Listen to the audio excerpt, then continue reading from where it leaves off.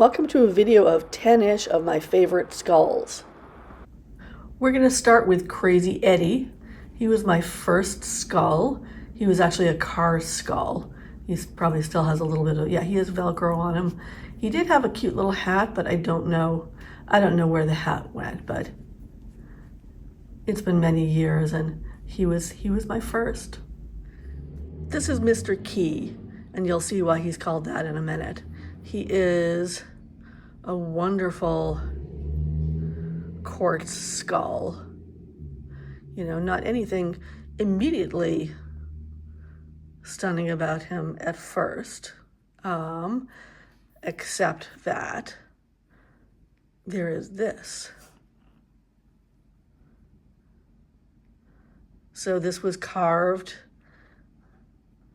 and this hadn't broken off. This was actually part, well, I mean, obviously it broken off at some point, but this was actually a piece, an actual double terminated quartz point that had broken off of a bigger piece of quartz. And the carver, who I think this is a Walmer, I'm not exactly sure, carved both pieces to make one intact skull. And this comes out like a key though, which is so incredibly cool. So I'm standing in like the one patch of really nice sunlight here, which is why you're seeing my floor. But this is Nechama. She is a rose quartz golden healer from Leandro. And this is one of the, I think this is the second, either the second or the third Leandro that I got. And I remember I got her just before COVID, just before we realized COVID was a thing. And she came out to Japanese food with my kids and I, and had a nice kind of last meal before this shit hit the fan. And she is just a sweetheart, and I love her. All right, this is the second, or this is the second one that I ever got. Second skull even from Leandro. This is a rose quartz golden healer, slightly. Just the sweetest, gemmiest thing. And there's a little bit of an asterism there, but I love it so much. His name is Yolotli. It means heart in Nahuatl. I'm not sure if I'm pronouncing that right, but that is my favorite little buddy. He has come with me on many, many trips and is just the sweetest. I keep saying they're all the sweetest.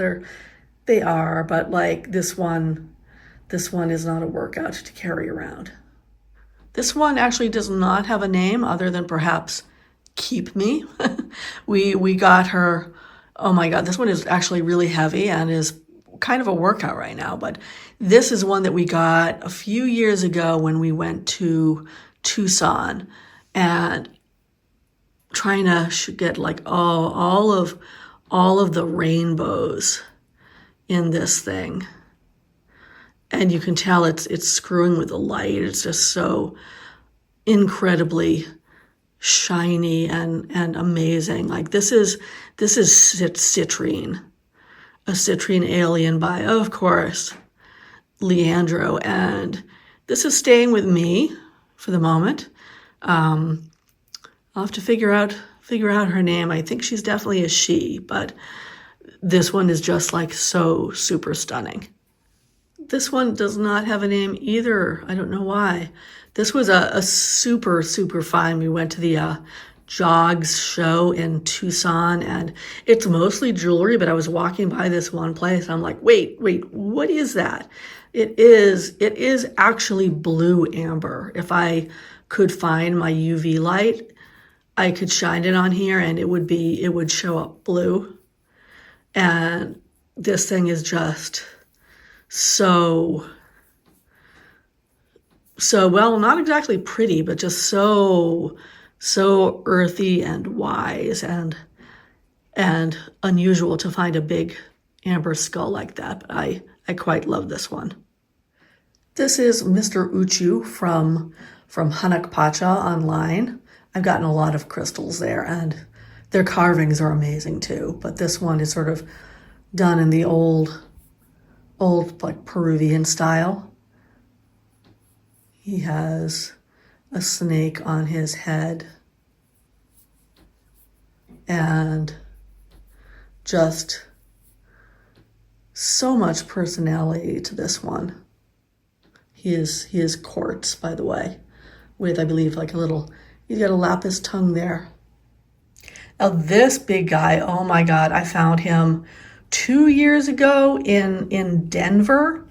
Actually, no, last year, because my daughter was getting married. Yeah, last year in Denver, he had a chip on his chin, which made him a third of the price, which alas and alack means we couldn't possibly sell him really. So, well, there you go. But he's so, like, I could see him from across the room. Let me just move this tripod so we can get him from the front. He is just such a cheery, happy guy in blue aquatine calcite. I love him. I absolutely love him. And he is watching us eat in our dining room, as are most of the other skulls. But I just love the energy of this one, and I love that, like, he was a little injured. He was a little injured, had to be glued back together, but don't we all? All right, we're coming here across the dining room, of course, to this threesome. And the right two are recognizably Leandros. The left one, I forget exactly who the carver is, but we will start with her. She is a solid chunk. Let's zoom in. A solid chunk of rose quartz. Just so sweet. So sweet. And with a little bit of iron ore in her. Just really also heavy, which is why I am not lifting these up. And I got her after the other two, and she's just kind of, they needed to be a trifecta, these three go together. So the first one was this one, which is Xanthippe. Oh, this, by the way, that is Maria Sacapana. But Xanthippe here, she usually has, I had a little tiny carnelian skull that I thought would be a great pocket skull named Titus. And it used to be hers because she decided she wanted it, and it sat on top of her, but we lost him during the move, and so I need to get her a Titus too.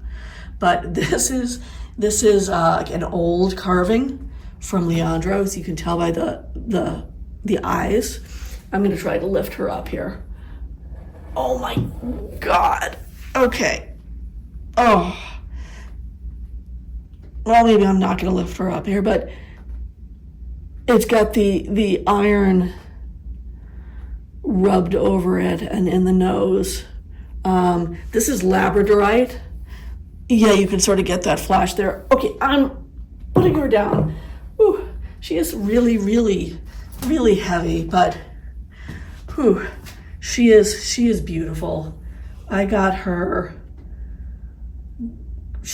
maybe even more than 5 years ago. Like, it was a really, really difficult time and a difficult Christmas, and she came just in time for Christmas and told me her name was Xanthippe. We're going to move over here to this one.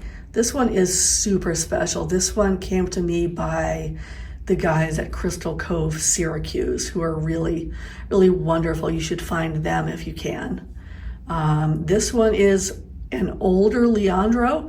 Actually, it was from I think they said it was like a 20-year-old piece of Himalayan quartz that he happened to have. And I don't know if you know, but Himalayan quartz, they cannot, Himalayan as in like the mountain, they cannot actually bring machinery up there. So they have to dig everything and carry it out by hand. So the huge trunk of quartz that this was in had to be carried down that mountain, and I have named her Sagarmatha in honor of high mountains. I'm gonna see if I'm forgetful enough to realize how heavy this is and try and bring her closer.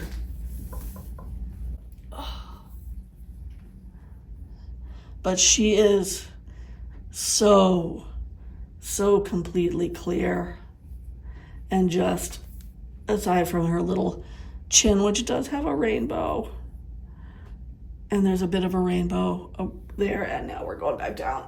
Oh my God. I absolutely love all three of these and how they watch over us while we're eating dinner. This is Medicine Woman. I got her from Carolyn over at Einstein Skulls.